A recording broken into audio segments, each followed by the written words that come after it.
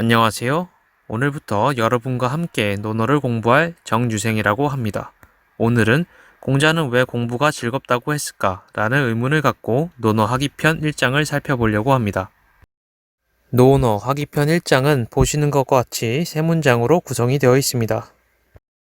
첫 문장은 자왈, 하기 시습지면 불력 여로와 라고 하였는데 이를 이제 하나하나씩 살펴보도록 하겠습니다. 먼저 논어에서 자왈은 모두 공자가 말한 것입니다. 자라는 글자는 기본적으로 스승에 대한 존칭 표현입니다. 공자 이외에도 맹자, 북자, 순자 등의 예를 볼 수 있습니다. 자라는 글자는 본래 귀족 자제에 대한 칭호였습니다. 서주시대에는 귀족 자제 대부분을 소자라고 불렀고 춘추시대에는 부자 혹은 자라는 칭호로 당시 귀족 관료를 칭했습니다. 공자 또한 노나라의 대부를 잠시 동안 지냈었기 때문에 공부자, 공자라고 불렸습니다. 왈자는 가로 왈자로 말하다 라는 의미를 가지고 있습니다. 학자는 배울 학자로 배우다라는 뜻 그대로 쓰였습니다. 이자는 말 이을 이자로 본문에서 그리고의 의미로 사용되었습니다. 말 이을 이자는 다양한 용법을 가지고 있어서 잠시 살펴보고 가겠습니다. 말 이을 이자는 기본적으로 접속사로 사용이 되고 또 한정, 2인칭 대명사로 쓰입니다. 이것들에 대한 용례가 궁금하신 것들은 화면에 써 있는 책을 참고하시기 바랍니다. 다음은 시습인데 시습은 학자마다 크게 두 가지로 해석을 합니다. 첫 번째는 정해진 때에 맞추어 복습한다는 것이고 두 번째는 때때로 복습한다는 것입니다. 정해진 때에 맞추어 복습한다라고 주장한 북경대의 리링 교수는 중국 고서인 국어 노하에 선비는 아침에 수업을 받고 낮에 강습을 하고 밤에 복습을 한다 라고 쓰인 것을 근거로 들며 정해진 때, 즉 저녁에 복습을 한다는 것이다 라고 말합니다.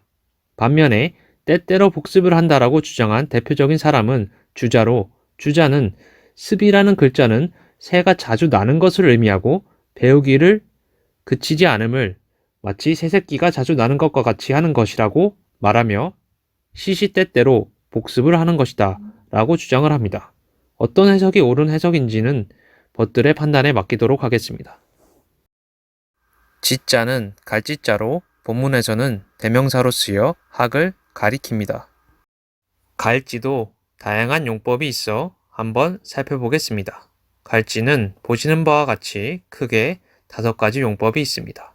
배움이 짧은 제가 보았을 때 관형격 조사 뭐뭐의 대명사 그것으로 사용되는 경우가 많은 것 같았습니다. 그 외에는 참고적으로 알아두시면 좋을 것 같고 이것들의 용례가 보고 싶은 것들은 책을 참고해 보시면 좋을 것 같습니다.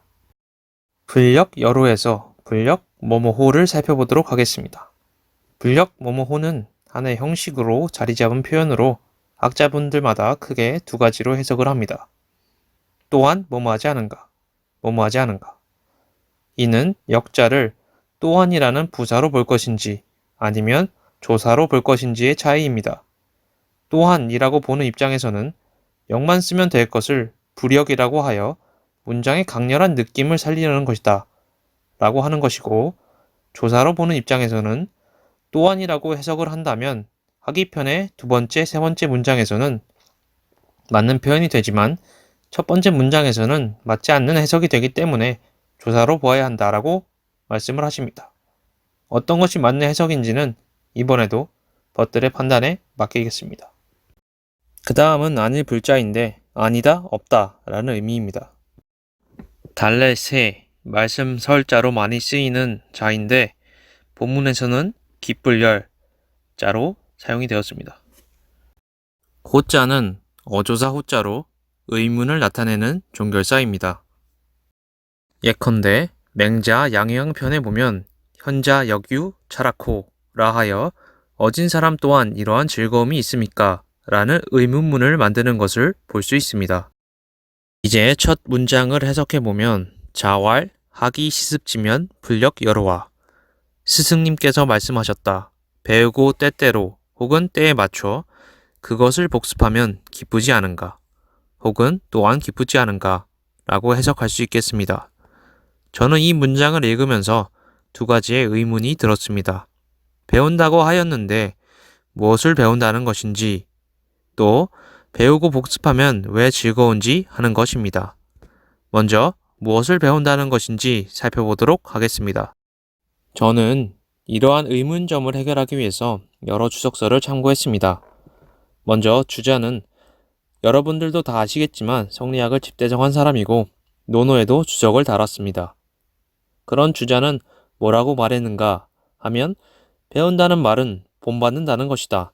사람의 본성은 모두 선하나 이것을 알면은 선후가 있으니 뒤에 깨닫는 자는 반드시 먼저 깨달은 사람의 하는 바를 본받아야 선을 밝게 알아서 그 본성을 회복할 수 있는 것이다 라고 했습니다. 결국 깨달은 사람의 행동을 따라야 한다는 것이죠. 그렇다면 무엇을 먼저 깨달은 사람인가? 인간의 본성이 선하다는 것을 깨달은 사람이죠. 그런데 이런 알은 제가 보았을 때 지식적인 측면뿐만 아니라 실천적인 측면 모두를 포함하는 알인 것 같습니다. 왜냐하면 그래야 우리가 그 사람의 행동을 본받았을 때 선을 분명히 알아서 선한 본성을 회복할 수 있게 되는 것이기 때문입니다. 다음은 리쩌우의 해설인데 먼저 리쩌우를 소개해드리면 리쩌우는 중국의 80년대를 대표하는 철학자로 동양에서는 유일하게 프랑스 국제철학 아카데미 원사로 들어가 있는 사람입니다. 또 그는 논어의 해설서로 논어금독이라는 책을 썼습니다. 그 책에서 리쩌우는 사람이 되는 것을 배우고 지식과 기능을 배워 실천한다는 것이다 라고 했습니다. 사람이 되는 것을 배운다는 것은 감정을 시적절하게 발현할 줄 알면서 도덕적인 인격을 갖춘 사람이 되는 것을 배운다는 뜻이고, 지식과 기능을 배워 실천한다는 것은 유계, 예컨대 예의 범절, 음악, 활쏘기, 수레 끌기, 서예, 산수를 배우고 실천한다는 것입니다. 즉, 인간의 감성을 함양하는 예술 교육과 인격을 도야하는 도덕 교육, 신체 능력 향상을 위한 교육, 실용적인 기술 교육을 포괄한 학습과 이를 바탕으로 한 실천을 의미하는 것입니다. 리링은 앞서 한번 언급이 되었는데 다시 한번 소개를 드리면, 리링은 북경대의 교수이고 중국의 고고학자, 역사학자로 고고학, 고문자학, 고문헌학에 정통했다고 알려진 분입니다. 이분도 한자로 상가구, 집일은 개라는 책을 써서 논어의 해설을 했습니다. 리링은 문화생들이 공자의 문화로 들어와 공자의 도를 전해 듣는 것이다 라고 했는데, 이건 크게 설명이 필요 없을 것 같습니다. 공자의 도라고 한다면 인사상이라고 할 수 있겠죠. 다음은 두 번째 질문, 배우고 복습하면 왜 즐거울까? 이 영상의 제목과 관련된 질문이죠. 이 질문에 대한 답변들을 살펴보도록 하겠습니다. 먼저 정의천의 설명이 나오는데요. 정의천을 간단하게 설명드리면 주자 이전에 그의 형인 정명도와 함께 성리학의 기틀을 마련한 사람입니다. 그래서 성리학을 다른 말로 정주학이라고도 하는데, 정의천, 정명도 형제의 정과 주자의 주를 따서 그런 이름이 붙었습니다. 정의천은 배우는 것은 장차 그것을 행하려고 해서이니 때로 익힌다면 배운 것이 내 몸 안에 있다. 그러므로 기뻐지는 것이다. 라고 했습니다. 즉, 공부의 목적은 공부한 것을 실천하는 데 있으니 반복 숙달을 통해서 체화를 하면 그것을 잘 실천할 수 있게 되고 따라서 기뻐지는 것이라는 의미로 보입니다. 한마디로 목표를 달성해서 얻는 성취감, 희열이라고 할 수 있을 것 같습니다. 주자도 정의천과 크게 다르지 않습니다. 열은 기뻐하는 뜻이다. 이미 배우고 때때로 그것을 익힌다면 배운 것이 익숙해져서 마음속에서 희열을 느껴 그 진전이 자연히 그만둘 수 없는 것이다 라고 하였는데요. 이 말은 공부를 하고 복습을 하면 배운 것이 이제 능숙해지고 거기에 기쁨을 느끼고 계속 공부를 하게 된다는 것이지요. 리쩌우는 사람이 되는 것을 배우고 지식과 기능을 배워 실천하는 것은 당연히 다른 사람에게, 세상에, 자기에게 유리하다. 그래서 마음으로 기뻐하는 것이니 성과를 거둠으로써 느끼는 성장의 즐거움이다 라고 했습니다. 이는 인간이 살아가는 데 필요한 것들을 배워서 실천하는 것이니 타인은 물론이고 더 나아가서 이 세상 그리고 자기 자신에게도 이로운 일이 되기 때문에 성취감을 느낀다는 것입니다. 또 그는 사람이 되는 것을 배워서 기쁜 것은 인류야말로 본체인데 본체와 일체감을 느끼는 것은 기쁘기 때문이다 라고도 했습니다. 여기서 살펴볼 건 본체라는 말일 텐데 본체는 현상의 근원, 근본, 원리를 의미합니다. 서양의 플라톤식으로 이야기하면 이데아를 본체라고 할 수 있겠죠. 기독교식으로 하면 하나님, 신이 본체가 될 것입니다. 대부분의 서양 철학에서는 본체는 현상을 초월해 있는, 그러니까 현상계와 구별되는 다른 세계에 있는 것입니다. 그런데 중국 철학에서는 기본적으로 현상계 이외의 세계를 설정하지 않습니다. 이러한 세계에서는 외부에서 오는 어떠한 구원도, 희망도, 의지처도 없기 때문에 이 세계에서는 어떻게 살아야 할 것인가 하는 것이 가장 중요한 문제가 되고 논어의 경우에도 존재로는 부각되지 않고 윤리학이 부각이 됩니다. 여기서 인류가 본체라고 했는데 이 말은 감정을 시의적절하게 발현하면서 도덕적인 인격을 갖춘 사람이 본체라는 것이고 이러한 본체는 인간이 살아가야 하는 방향이고 도달점이기 때문에 본체와 하나가 된다는 느낌은 기쁜 것이라고 할 수 있을 것입니다. 다음으로 논어의 하기편의 두 번째 문장 유붕이 자원박내면 불역 락호화를 살펴보도록 하겠습니다. 먼저 이스 유자는 동사로 가지고 있다, 소유하다라는 의미로 사용이 되고 관용어로 쓰일 때는 사람이나 사물을 수식하여 어느, 어떤으로 해석합니다. 본문에서는 이 두 가지로 모두 해석이 가능합니다. 즉, 벗이 있어 혹은 어느 벗이 모두 가능합니다. 벗 붕자는 동학, 하구, 즉 같은 스승 밑에서 배운 친구를 말합니다. 옛날 사람들은 하구, 동업자, 동료 등 같은 연배의 사람을 칭할 때 붕, 우, 붕우라고 하였습니다. 스스로 자자는 본문에서 시발점을 나타내는 전치사로 뭐뭐로부터, 뭐뭐에서로 해석합니다. 멀 원자는 말 그대로 멀다는 의미입니다. 모 방자는 본문에서 명사로 쓰여 장소, 곳을 의미합니다. 즐거울 락자는 뒤에 조금 자세히 나오겠지만 겉으로 드러나는 즐거움을 말합니다.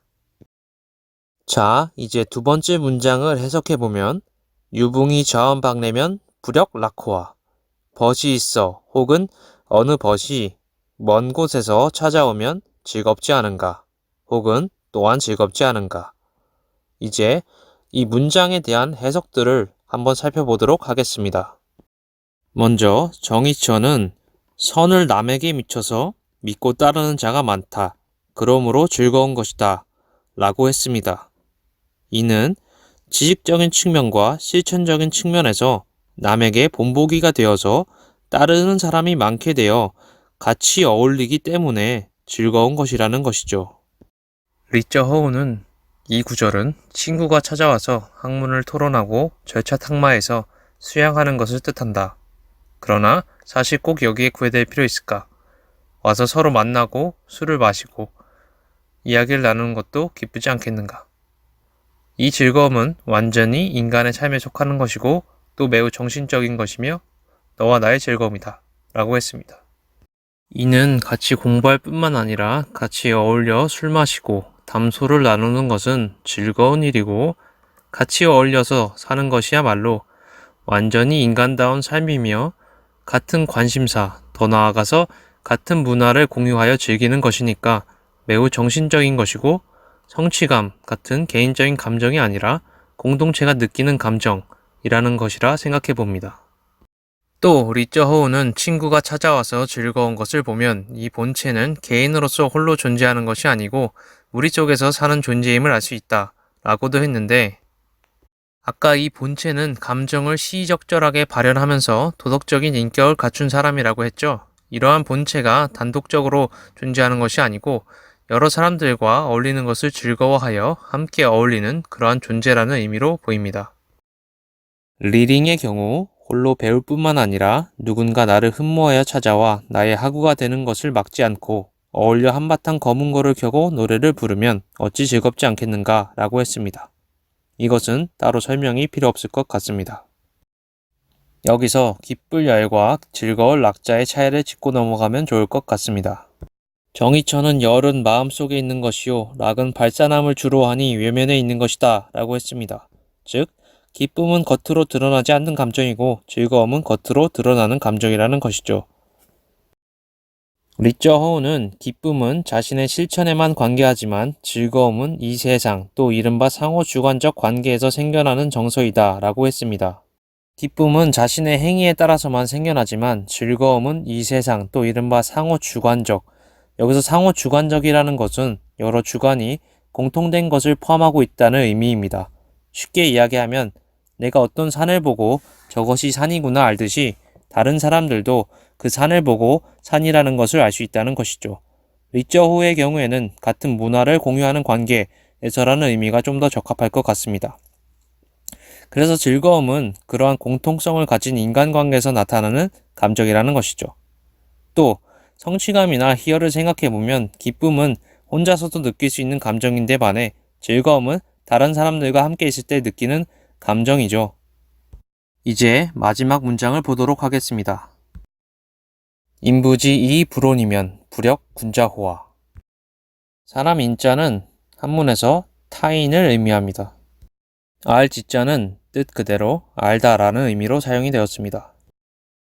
성례론자는 성례다, 노여워하다라는 의미입니다. 군자는 중요한 개념이죠. 주자는 덕을 완성한 이의 명칭이다 라고 했고 리링은 도덕과 학식을 겸비한 사람이라고 했습니다. 군자는 본래 소인과 대비되는 말로 신분적으로 귀족이고 지위가 있는 사람을 지칭했습니다. 그러니까 혈통론적인 개념이었다는 것입니다. 그런데 공자 때에 공자가 그런 위치에 있는 사람들을 보니 옛날의 귀족들과 다르게 학식과 도덕성이 결여되어 있더라 하는 것입니다. 그래서 공자는 여기에 학식과 도덕성이 높은 사람이라는 의미를 덧붙였다 라고 보시면 될 것 같습니다.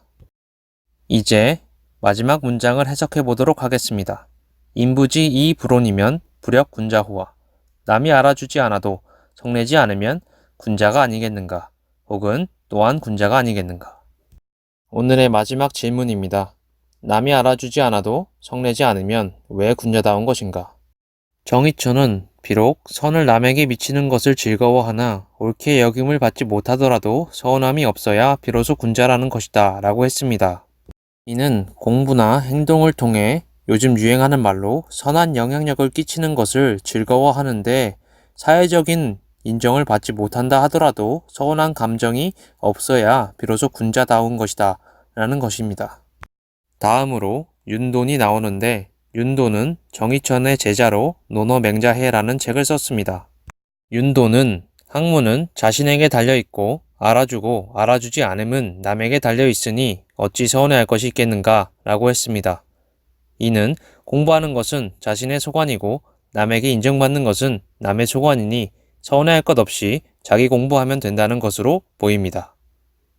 주자는 남에게 미쳐서 즐거운 것은 순리에 따르는 것이어서 쉽고 알아주지 않는데도 서운해하지 않는 것은 거스르는 것이어서 어렵다. 그러므로 오직 덕을 이룬 자만이 능한 것이다 라고 했습니다.